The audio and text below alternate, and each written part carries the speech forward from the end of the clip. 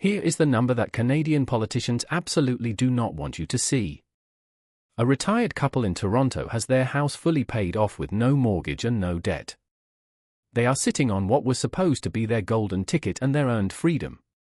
Yet they are now writing a check for roughly $2,500 to $3,000 every single month just to keep the lights on and the doors open in that house. Not 1 cent of that check goes toward a mortgage payment. That money goes straight to the city and straight to the province and straight to the insurance company. It also goes straight to the federal government through a carbon tax embedded so deeply inside your natural gas bill that most Canadians have no idea they are even paying it. This is not a housing affordability story in the way the media normally tells it. This is not about million-dollar mortgages or first-time buyers who cannot get into the market because that story has been done to death. This is about the other side of the trap and the side nobody is talking about. This is about the people who already won and who already bought and who already paid it all off. These people are now being systematically taxed out of their own homes by a municipal funding model that is cracking apart at the seams. The real estate market that cities like Toronto built their entire financial architecture around has quietly frozen solid. The enemy in this story is not one single villain, and it is not a simple one. The enemy is a system built on a compounding stack of property taxes and utility rate hikes and insurance premiums and carbon levies and development charge collapses. All of these factors are arriving in the same window and hitting the same household balance sheet at the same time in the year 2026. If you are a homeowner anywhere in this country, you need to understand exactly how this math works before it blindsides you, because it is already blindsiding millions of Canadians right now. Let us start with Calgary, because Calgary is where the political lie is most naked and most instructive. According to a CBC News report published in early 2026, Calgary homeowners were told by City Council that they approved a property tax increase of only 1.2% for 2026. That sounds almost reasonable, and it sounds like somebody in City Hall is being fiscally responsible until you read the next sentence of that same report. The provincial government of Alberta then stepped in and raised the share it collects from local Calgary residents by 19.8% for the residential class alone. This means the total property tax increase for the average Calgary homeowner in 2026 is 8.1% rather than 1.2%. That is not a rounding error, but rather a political shell game being played with the bill going directly to your mailbox. According to data published by the City of Calgary and confirmed by CBC News, a typical single-family home in Calgary assessed at around $706,000 is now looking at a combined property tax hit. This hit is approximately $387 more per year in 2026 compared to the prior year. The provincial share of that hit accounts for roughly $338 of those dollars. This means the province is doing the heavy lifting in terms of extraction, while City Council gets to stand at a podium and claim it only raised taxes by 1.2%. That is the mechanics of the game. The city sets its rate and the province sets its rate, and the homeowner gets the full combined bill with no say in either half of it. Now let us go to Toronto, where the headline number sounds even softer and even more manageable. According to multiple CBC and local news reports covering the 2026 budget vote, Toronto's official property tax increase for residential properties was set at 2.2%. City officials described this as their lowest increase under Mayor Olivia Chow. One news clip circulating in early 2026 quoted the figure as coming out to roughly $92 more per year for the average household, which is about $7.70 per month. When a politician tells you something is costing you $7.70 more per month, the natural human response is to shrug and move on with your life. But here is what the 2.2% headline is deliberately not telling you, and this is where the story gets genuinely serious. According to a LinkedIn post published by a Toronto area financial analyst citing city budget documents, the City of Toronto is projecting a structural deficit and opening shortfall of approximately $1 billion in its 2026 planning horizon. A CBC News report covering the 2026 budget debate quoted a city councillor directly saying that the city has a fairly tight structural deficit and an opening shortfall of about $1 billion this year. Yet the budget being passed calls for only a 2.2% property tax hike, which means the math simply does not close. The gap is being filled by tapping reserves and by kicking a much larger reckoning down the road into 2027 and 2028, where homeowners should expect the tax increases to be considerably more painful than what they are absorbing right now. And if you think the property tax number is where this story ends, you must wait until you see what has happened to the revenue streams that cities used to rely on. Cities relied on these streams so that they did not have to crush existing homeowners with property taxes.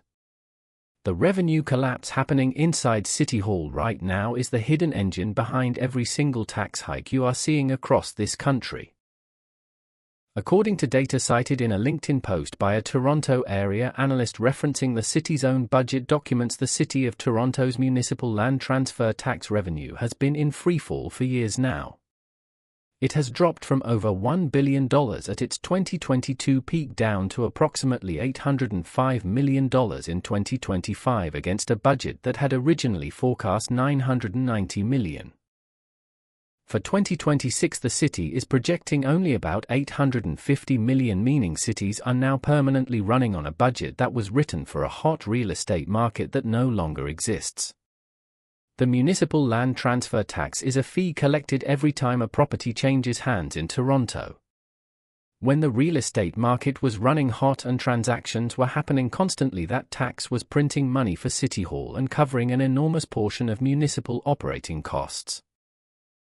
But when transaction volumes collapsed with rising interest rates and buyer hesitation, that one-time transaction revenue dried up fast. Cities like Toronto suddenly found themselves with spending commitments built for a boom and a revenue base built on quicksand. According to the same budget data analysis, the gap between Toronto's MLTT peak and its 2026 projections represents somewhere between $150 and $200 million of permanently lost annual revenue. That hole has to be filled somehow, and the way it gets filled is by leaning harder on the one tax that homeowners cannot avoid. This is the property tax that comes every single year whether you bought or sold anything or not. Then there is the development charge problem, which according to a Global News report from 2026 goes even deeper than the land transfer tax issue. Historically fast-growing cities funded massive capital investments in roads and transit and water infrastructure through development charges paid by builders whenever a new building went up. But housing starts and completions have slowed dramatically through 2025 and 2026. The federal and Ontario governments responded by signing an $8.8 billion deal in early 2026 to cut development charges by 50% in major cities. This was designed to encourage builders to break ground again. The immediate budget math consequence of halving those development charges is that cities lose an enormous upfront capital windfall that they were counting on, and the gap once again flows back to existing homeowners. Now let us talk about Halifax, because Halifax is the city that is not getting nearly enough attention in this story. According to multiple news reports from 2026, city staff in Halifax proposed a property tax hike of approximately 10.5% to fund an $88.9 million budget increase. The final council vote landed somewhere in the 9 to 10% range for 2026. This means Halifax homeowners are absorbing a near double-digit property tax increase in a single year. In any normal economic environment, this would be a political career-ending move, but it is being processed relatively quietly because the financial pressure on the municipality is simply that severe. And then you have Vancouver, which looks like the responsible actor in this story because the city held property taxes flat at a 0% increase for 2026. However, according to data from the website homeowner.ca tracking municipal cost changes across Canada, Vancouver quietly shifted its cost extraction to utility fees instead of the property tax line. They raised water and sewer and solid waste fees by an average of 4.2% in 2026. Surrey is just outside Vancouver and took the more direct route by raising property taxes by 2.6%. This added roughly $75 to the average household's annual bill, according to a CBC Player clip from early 2026 covering the Surrey budget vote. The point is that whether cities raise property taxes or utility rates, the money is coming out of the same household budget.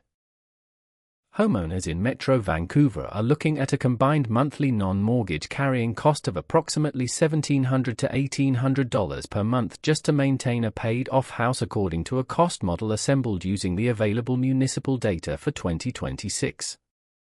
Now let us build the full carrying cost model for a Toronto homeowner, because this is where the math becomes genuinely brutal and genuinely clarifying. This is for anyone who thinks paying off the mortgage means financial freedom, because in 2026 a paid-off house in the GTA is no longer freedom but rather a slow-moving financial emergency. Start with a home assessed at $1 million, which is a conservative number for Greater Toronto Area residential real estate in 2026. Apply the current property tax rate, which works out to approximately $549 per month based on the city's prevailing bylaw rate and the 2026 increase. That alone is already a significant monthly commitment for someone on a fixed income. Add the water and solid waste charges, which according to a CBC News report on Toronto's utility rate hike proposals come to approximately $89.80 per month in 2026. This is after compounded annual increases of roughly 3.75 to 4% per year over the prior 2 years, and you are now past $630 a month without touching insurance or heating. Then add home insurance and this number has moved dramatically. According to a Newswire Canada press release from early 2025, Canadian home insurance premiums rose 7.66% in a single year in 2024 alone. Continued increases were reported by insurers and comparison platforms through 2025 and 2026, driven by wildfire claims and flooding and storm damage and reinsurance market inflation. This means a homeowner who was paying around $1,500 per year in 2023 is now looking at roughly $1,860 per year, or about $155 per month in 2026. This comes after compounding 3 consecutive years of increases, and that is a conservative estimate for many regions. Then comes the heating bill, and this is where the federal government's carbon pricing policy takes what was already a painful situation and makes it structurally destabilizing. According to the Canadian Taxpayers Federation, citing Parliamentary Budget Officer style modelling, the federal carbon tax component on natural gas heating in 2026 is embedding a cost of roughly 7 to 10% directly on top of your natural gas utility charges. For a typical Canadian home using around 120 gigajoules of natural gas annually for heating and hot water, the carbon pricing load alone works out to approximately $1,000 per year. This is roughly $83 per month layered on top of the base gas bill, meaning the combined natural gas and carbon levy line item for many GTA homeowners is now running around $183 per month. That number was dramatically lower just 3 years ago, before successive carbon price increases compounded with baseline utility rate hikes. Add routine maintenance using the industry standard 1 to 2% of home value per year. For a $1 million Toronto home, that is $10,000 to $20,000 annually, or conservatively around $1,200 per month when averaged across years. When you stack all of these lines together, the total monthly non-mortgage carrying cost for an average paid-off Toronto home in 2026 lands at approximately $2,560 per month. Property tax accounts for $549 of that, while water and waste accounts for $89. Insurance accounts for $155 and natural gas with carbon tax accounts for $183. Maintenance accounts for $1,583. That is $2,560 every month, with not 1 cent going toward a mortgage. Now consider that the average Canadian pension income from CPP and OAS combined in 2026 runs in the range of $3,500 to $4,000 per month for a single individual. You are looking at a retiree who has paid off their home and done everything right by the old rulebook, who is now spending 65 to 70% of their entire income just maintaining the property that was supposed to represent their financial security. This leaves somewhere between $1,400 and $1,500 per month for food and transportation and medical expenses and clothing and every other cost of living in one of the most expensive cities in the developed world. The math does not work. It has stopped working. The people living inside this math are starting to say so in increasingly raw terms. A post on the subreddit Personal Finance Canada reflected a theme that has appeared repeatedly in that community throughout 2025 and 2026. A user wrote that they paid off their house 5 years ago, but between taxes and insurance and utilities they now feel like they are renting it from the city at $3,000 a month. They noted that their parents could raise a family on the same pension income they are living on, but they cannot even keep the lights on. From the Toronto Real Estate Forum, another post reflecting the sentiment common during 2026 budget discussions described buying a house in 2015 as a forever home. They reached retirement and then watched Toronto's property tax plus insurance plus water bills consume 80% of their CPP and OAS income. They concluded that the calculator they used when they bought the house never factored in what it would actually cost to stay in it. This is not anecdotal but rather systemic, and the experts are starting to use language that is considerably more alarming than what you hear from elected officials. The Canadian Taxpayers Federation stated directly in a fact sheet published in 2026 that the hidden carbon tax is quietly adding hundreds of dollars to the average household's utility and fuel bills every year. They noted that by 2030 modeling suggests it could cost families up to the equivalent of more than $1,000 per household annually on energy costs alone. In the same 2026 major tax changes report, the CTF noted that while the federal government cut the lowest income tax bracket from 15% to 14%, this only saved the average taxpayer roughly $190 in the year. Many families are seeing that small gain more than erased by higher property taxes and utility rates and insurance premiums hitting simultaneously. But here is the deeper structural problem that goes beyond individual household balance sheets, and it is the reason this story does not resolve itself simply by waiting for real estate to recover. The municipal funding model in cities like Toronto was constructed on the assumption of perpetual growth and perpetual transaction volume and perpetual developer activity generating perpetual development charge windfalls.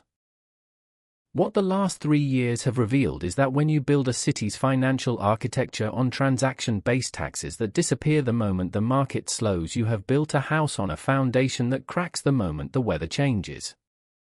The weather changed and the cracks are now visible in every single budget document published by major Canadian cities in 2026. The homeowner sitting in their paid-off house is not experiencing a tax hike. They are experiencing the bill arriving for a structural failure in urban fiscal design that has been building for decades. Looking at the data as it stands in mid-2026 and projecting forward across 2 to 3 years, there are 3 distinct trajectories that this situation can take. It is worth being very precise about what each one actually requires to come true, because the gap between the best case and the realistic case is enormous. The best case scenario is one where senior governments step in with permanent structural transfers to municipalities that replace the lost land transfer tax and development charge revenue. This effectively decouples city budgets from real estate transaction volumes, while simultaneously a housing recovery drives transaction values back toward 2022 peaks and refills municipal coffers organically. In this scenario, property tax increases stabilize at or below inflation, while utility rate hikes moderate as infrastructure investment is funded through grants rather than user fees. The total carrying cost burden for homeowners stabilizes and perhaps even declines in real terms over the next 3 years. It is worth explaining immediately why this outcome is extremely unlikely. Senior governments in Canada are themselves running significant deficits in 2026 and are not in a position to absorb billions of dollars in new municipal transfers without raising taxes at the federal or provincial level. This creates the same extraction problem at a different level of government. Real estate recovery to 2022 price levels and transaction volumes would require interest rate cuts that are not currently consistent with the Bank of Canada's inflation mandate. The political will to restructure municipal finance in a fundamental way does not exist in any current provincial or federal platform. The best case is real and it is theoretically achievable, but it is highly unlikely to materialize within the 3-year window. The realistic case scenario is where the data actually points, which is a continued slow escalation of carrying costs across all 4 major line items simultaneously. Property tax hikes will average between 3 and 7% per year in most major Canadian cities through 2027 and 2028, driven by structural deficits that are not closing. Utility rates will continue to rise at 3 to 5% annually as aging infrastructure demands investment. Insurance premiums will continue to climb in the 5 to 10% range annually due to compounding climate-related claims, while carbon pricing continues its scheduled increases toward the federal 2030 target. In this scenario, the total non-mortgage carrying cost for a paid-off Toronto home rises from approximately $2,560 per month in 2026 to somewhere in the range of $3,000 to $3,300 per month by 2028 or 2029. At that point, the share of a median retiree income consumed by property costs exceeds 75%, and forced selling of paid-off homes by cost-exhausted retirees begins to show up in transaction data in meaningful volume. The worst-case scenario is the one that feels extreme but has real historical precedent. It involves a structural municipal fiscal crisis in one or more major Canadian cities that forces a combination of dramatic emergency tax increases and severe service cuts and potential provincial receivership or administration. This is similar to what happened in Detroit in the American context, though, as a CBC News analysis noted, the legal and political barriers to a formal municipal bankruptcy in Canada are significant because provinces can intervene before insolvency becomes formal. But the scenario does not require a formal bankruptcy to be catastrophic. If Toronto's structural deficit continues to grow while land transfer tax revenue stays depressed and development charge cuts eliminate another revenue pillar, the city could face a financial crisis that forces property tax hikes in the 10 to 15% range in a single year. This could potentially be triggered by a provincial government unwilling or unable to provide bailout funding, combined with a simultaneous spike in insurance costs following a major climate event. In that environment, homeowners in the city's middle-income band face a genuine and rapid loss of financial stability tied directly to a property they legally own outright. If you are a renter in Toronto or Vancouver right now, this story is actually more complicated for you than it first appears. The instinct might be to read this and feel relief that you do not own property, but the reality is that landlords facing these same carrying cost increases are not absorbing those costs out of their margins. They are passing them through in the form of rent increases, meaning the property tax hike and the insurance increase and the utility rate climb all eventually arrive at your door in the form of a higher monthly rent. The only thing that limits how fast they arrive is local rent control legislation, which has gaps and exemptions that have been well documented. If you are a homeowner facing mortgage renewal in 2026 or 2027, you are about to experience the full compound hit simultaneously. You are absorbing the renewal rate shock on top of a carrying cost stack that has already grown by 20 to 30% in 3 years. The brutal honest advice based on the data is to model your full carrying cost, including property tax and utilities and insurance and maintenance and the new mortgage payment, before committing to that renewal. Many households in this category are going to find that the number no longer fits their income without major lifestyle restructuring, and it is far better to know that before signing than after. If you are a retiree on a fixed income in a paid-off home, particularly in the GTA or Metro Vancouver, the data suggests that the financially rational move in the next 12 to 24 months is to seriously model what your carrying costs will look like in 2028 rather than in 2026. The trajectory is unambiguously upward across all 4 major line items, and the choice of whether to stay or downsize or relocate to a lower-cost municipality becomes significantly more expensive to execute the longer you wait. Both transaction costs and replacement housing costs continue to move in the wrong direction. If you are an investor looking at Ontario residential property in mid-2026, the carrying cost data makes the yield math extremely difficult to justify at current price levels. The gap between gross rental income and the actual cost of holding the property when property tax and insurance and maintenance and utilities are fully accounted for has narrowed to the point where many properties in the GTA are generating negative cash flow even in scenarios where the rent is at market rate. The only investment thesis that remains intact is a bet on long-term capital appreciation, which requires either a real estate recovery or continued population growth that drives demand, and both of those factors are subject to policy risks that are not small. If you are watching this from outside Canada or from a smaller Canadian city that has not yet been hit by these dynamics, pay close attention to the municipal budget documents being published right now in your own municipality. The combination of land transfer tax dependence and development charge reductions and compounding infrastructure costs is not a Toronto-specific or Calgary-specific problem. It is a structural problem in how Canadian cities finance themselves, and the fiscal stress that is visible in the largest cities in 2026 will reach smaller municipalities on a slightly delayed timeline as provincial transfers thin out and local growth slows.